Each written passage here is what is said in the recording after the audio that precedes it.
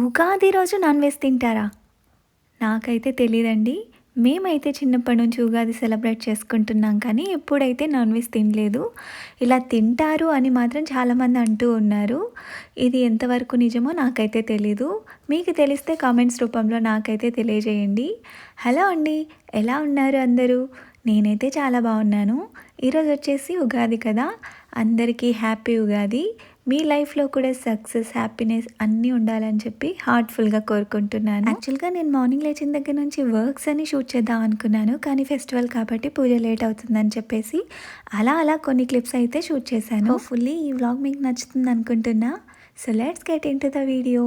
నా పేరు సుమ, మా వారి పేరు Bhaskar. Welcome to my channel Subha world. So ఈరోజు మేము ఉగాది ఎలా సెలబ్రేట్ చేసుకుంటున్నామో ఈ వ్లాగ్లో అయితే చూపించేస్తాను.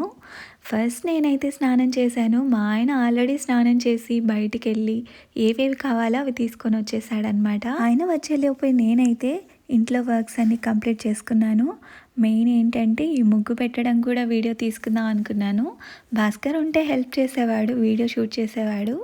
నాకు ఒక్కదానికి ఇలా షూట్ చేసుకుంటూ ముగ్గు వేయాలంటే కష్టంగా అనిపించింది. అందుకే మొత్తం వేసిన తర్వాత ఇలా వీడియో తీసి చూపిస్తూ ఉన్నానన్నమాట. నాకు ఈ ముగ్గులు అయితే వచ్చు, కానీ ఇలాంటి ఫెస్టివల్స్ టైంలో అస్సలు కుదరదు కదా, మనకి అన్ని వర్క్స్ మళ్ళీ ఎక్స్ట్రా వర్క్స్ ఉంటాయి కాబట్టి. అందుకని ఏది నాకు త్వరగా అయిపోతుందంటే ఆ ముగ్గు వేస్తానన్నమాట. నాకు బాగా వచ్చిన ముగ్గు అయితే ఇది. ఎందుకంటే రోజు వేస్తూ ఉంటాను కదా ఫ్రైడే. ఈ తిప్పుడు ముగ్గులు అయితే నాకు చాలా బాగా వస్తాయి.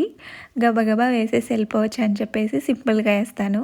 ఎవరైనా కూడా పండగ అంటే డిఫరెంట్గా వేయాలని ట్రై చేస్తారు. నాకెందుకంటే త్వరగా అయిపోయేది వేద్దాం అనిపిస్తుంది. ఎందుకంటే టైం ఉండదు కదా మనకి, పూజ చేసుకోవాలి త్వరగా అని చెప్పేసి. ఇక ముందు రోజే కొన్ని వర్క్స్ అయితే కంప్లీట్ చేసుకున్నాను. ఈ పూజ సామాన్లన్నీ క్లీన్ చేసుకున్నాను. కానీ అమావాస్య కాబట్టి మళ్ళీ ఒకసారి పసుపు వాటర్తో అయితే క్లీన్ చేసి తుడిచిపెట్టుకుంటానన్నమాట స్నానం చేసిన తర్వాత. ఇంకా చాలా వర్క్స్ ఉన్నాయనే టెన్షన్ అయితే నాకుంది. ఇంకా బంతిపూలు తీసుకొచ్చుకున్నాను అనమాట డోర్స్ కడదామని. నాకేమో ఇంత టెన్షన్గా ఉంటే మా ఆయన అయితే ప్రశాంతంగా ఫోన్ చూస్తూ ఉన్నాడు. అందుకోసం చెప్పానమాట, కొంచెం హెల్ప్ చేయొచ్చు కదా అన్నాను.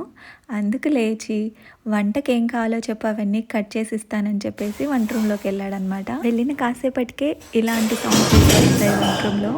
జాగ్రత్త అని చెప్తే అదేదో మూవీలో ఒక అమ్మాయి కింద పడేస్తుంది కదా, మా ఆయన కూడా ఆ టైపే.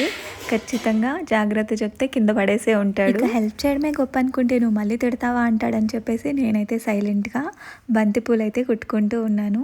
2 డోర్స్కి కుడుతున్నాను అనమాట. ఒకటి వచ్చేసి మెయిన్ డోర్కి, ఇంకొకటి దేవుడి రూమ్కి.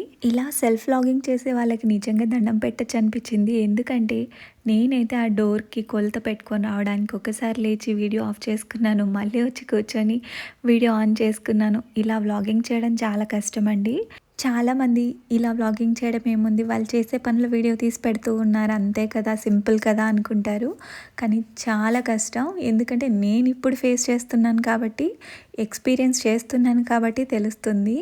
ముందు నేను కూడా చాలా ఈజీ, ఏమవుతుంది వ్లాగింగ్ చేయడం, మనం చేసే పనులు వీడియో తీసి పెడుతున్నాం కదా అని చెప్పేసి అనుకుంటాం. కానీ ఆ వీడియో తీయడంలో చాలా కష్టం ఉంటుంది. తర్వాత ఎడిటింగ్ పార్ట్, దానికి వాయిస్ ఓవర్ పార్ట్కి ఇంకా కష్టం అని అర్థమవుతుంది. ఒక వీడియో చేయాలంటే కొన్ని అవర్స్ దానికి స్పెండ్ చేయాల్సి వస్తుంది. అంత టైం స్పెండ్ చేసినప్పుడు కూడా అంత బాధ అయ్యేది, కానీ అంత టైం స్పెండ్ చేసి అప్లోడ్ చేసిన వీడియోకి లైక్స్, కామెంట్స్ రానప్పుడు చాలా బాధగా అనిపిస్తుంది.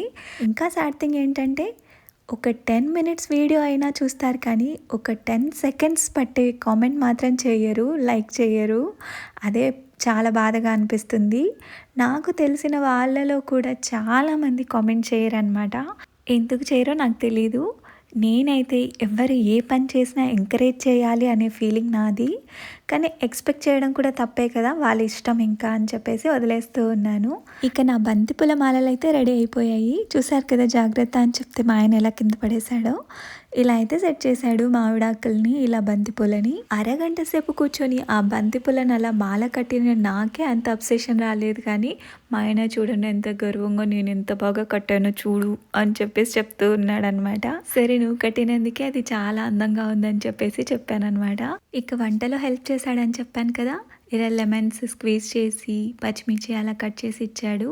ఇంకా రైస్ కూడా పెట్టాడులేండి. ఇలాంటి ఫెస్టివల్స్ టైమ్స్కి హస్బెండ్స్ కొంచెం హెల్ప్ చేస్తే అమ్మాయిలందరికీ హ్యాపీగా అనిపిస్తుంది. ఎందుకంటే అలాంటి టైంలో మనం పడే టెన్షన్‌కి ఇలా కొంచెం హెల్ప్ తోడైతే వర్క్స్ కూడా త్వరగా అయిపోతాయి కదా! వాళ్ళు అది చేసేలోపు మనం వేరే ఏదైనా వర్క్ చేసుకోవచ్చు కదా అని చెప్పేసి నా ఫీలింగ్. ఇక మైండ్‌లో ఏదో ఒక రీల్‌లో ఒక చిన్న బాబు అంటాడు కదా! నేను మగోడినే అని చెప్పేసి ఆ డైలాగ్‌ని మైండ్‌లో పెట్టుకొని ఉన్న హస్బెండ్స్‌కైతే నేనేం చెప్పలేనండి. ఎందుకంటే అమ్మాయిలకి మీరెంత పెద్ద కాస్ట్లీ గిఫ్ట్‌లు కొనిచ్చినా కూడా ఆ హ్యాపీనెస్ ఉండదండి. ఇలాంటి టైంలో కానీ ఏదైనా వాళ్ళు వర్క్ స్ట్రెస్‌లో ఉన్నప్పుడు కానీ, ఎక్కువ వర్క్స్ ఉన్నప్పుడు టెన్షన్ పడుతూ ఉంటారు ఆడాళ్ళైతే. అప్పుడు ఇలాంటి చిన్న చిన్న వర్క్స్ చేసినా కూడా చాలా హ్యాపీగా ఫీల్ అవుతారు. ఈ మ్యాటర్‌లో do you all agree with me? అయితే let me know in the comment section. ఇక మా ఆయన అయితే 2 డోర్స్‌కి అదే పూజా రూమ్‌కి, మెయిన్ డోర్‌కి అయితే ఆ పూలమాలలన్నీ కట్టేశాడు. నేనొచ్చేసి దేవుడి ఫొటోస్ అన్నీ క్లీన్ చేసుకొని బొట్లు పెట్టేసుకున్నాను. తర్వాత పూజా రూమ్‌నంతా ఇలా డెకరేట్ చేసుకున్నాననమాట. చూసేయండి ఎలా decorate చేసుకున్నానో.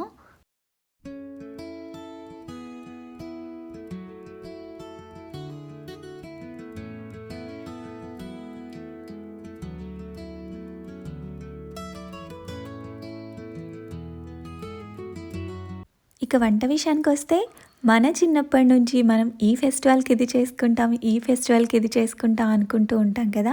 Same as it is అలానే చేశానండి. నా చిన్నప్పటి నుంచి నేను ఉగాది అంటే పులిహోర, ఉర్లగడ్డ తాలింపు, ఓలిగలు ఇవే అనమాట మాకైతే మెనూ ఉంటది. సేమ్ అలానే నేను కూడా ప్రిపేర్ చేశాను. పులిహోర చేశాననమాట. పులిహోర అంటే చింతపండు పులిహోర కాదండి, లెమన్ పులిహోర. ఉర్లగడ్డ తాలింపు అంటే పొటాటో ఫ్రై, మా సైడ్ ఉర్లగడ్డలు అంటారనమాట. తర్వాత ఓలిగలు చేశాను. అదేనండి భక్షాలు, లేతే ఇంకా ఏమంటారు పోలీలు అలా అంటారు కదా! అవి చేశాను. అది కూడా మా అమ్మమ్మ వాళ్ళ స్టైల్‌లో చేశాననమాట. కొంచెం లావుగా ఉంటాయి. సన్నగా కూడా చేస్తాను. కానీ దానికి ఎక్కువ ఆయిల్ యూజ్ చేయాలని చెప్పేసి నేనైతే సింపుల్‌గా ఇలా చేశాను. ఇక నా గొంతు ఇలా డ్యామేజ్ అవ్వడానికి కారణం ఏంటంటే ఈ ఉగాది పచ్చడి నాకు చాలా ఇష్టం అనమాట. బాగా తాగేశాను. వాయిస్ ఓవర్ ఇచ్చింది నెక్స్ట్ డే కదా! అందుకే నాకు ఈ గొంతు కొంచెం హస్కీగా వస్తుంది. ఇంకా అన్నీ రెడీ చేసుకున్న తర్వాత మేము రెడీ అవ్వకపోతే ఎలా అని చెప్పేసి మేమైతే ఇలా రెడీ అయిపోయి వచ్చేసాం. ఇక భాస్కర్ అయితే అంత కెమెరా ఫ్రెండ్లీ కాదు. తను కొంచెం కంఫర్ట్‌గా ఫీల్ అవ్వడు. అందుకే నేను కొంచెం తింగరగా చేస్తూ ఉంటాననమాట. తను కొంచెం నవ్వుతాడని చెప్పేసి. ఇక నాకు లెహెంగాలంటే చాలా ఇష్టం. ఈ శారీని మీరు చూసే ఉంటారు. ఒక 2 ఇయర్స్ బ్యాక్ వినాయక చవితికి వేసుకున్నాననమాట. ఆ తర్వాత ఆ శారీనే యూజ్ చేయలేదు నేను. సరే దాన్ని లెహంగా లాగా మార్చేద్దాం అని చెప్పేసి లెహంగా కుట్టించుకున్నాననమాట. అది కూడా 400 రూపీస్‌కి. ఇంకా బెంగుళూరులో అసలు ఎక్స్పెక్ట్ చేస్తామా చెప్పండి. ఇంక తర్వాత అయితే మేము పూజ స్టార్ట్ చేసాము. ఈ ఉగాది పచ్చడిలో ఉన్నట్టే అన్ని రుచుల్లాగే మన లైఫ్‌లో కూడా కష్టాలు, సుఖాలు, బాధలు, సంతోషాలు అన్నీ ఈక్వల్‌గా ఉండాలని అయితే కోరుకున్నాము. అన్నీ సుఖాలే అంటే లైఫ్ బోర్ కొడుతుంది కదా! ఇంకా రేపటి రోజున మనకి సడన్‌గా ఏదైనా కష్టం వచ్చినా కూడా ఫేస్ చేయలేము. అందుకే అన్నీ ఈక్వల్‌గా ఉండాలి. అప్పుడే కదండీ లైఫ్ అంటారు. ఇక నా న్యూ ఇయర్ రెజల్యూషన్స్ కొన్ని అయితే పెట్టుకున్నాను. దాంట్లో మెయిన్ థింగ్ ఒకటుంది. అది ఆల్మోస్ట్ అందరికీ తెలిసే ఉంటుంది. ఇంకా సెకండ్ థింగ్ వచ్చేసేసి నా యూట్యూబ్ ఛానల్ ఖచ్చితంగా మానిటైజ్ అవ్వాలని చెప్పేసి కోరుకుంటూ ఉన్నాను. దానికి మీ హెల్ప్ కూడా కావాలి. ఏంటంటే ఖచ్చితంగా నా వీడియోని చూసేటప్పుడు లైక్ చేయండి. మీ ఫ్రెండ్స్ అండ్ ఫ్యామిలీ మెంబర్స్కి షేర్ చేయండి. తర్వాత ఒక చిన్న కామెంట్, మీ సజెషన్ ఏదైనా ఇవ్వండి. తర్వాత సబ్స్క్రైబ్ మాత్రం చేసుకోవడం మర్చిపోవద్దండి. తర్వాత అయితే మేము పూజ అయితే కంప్లీట్ చేసుకున్నాము. నేనైతే దీపం పెట్టేశాను. మా ఆయన టెంకాయ కొట్టాడనమాట. తర్వాత నేనైతే హారతి ఇచ్చేసాను.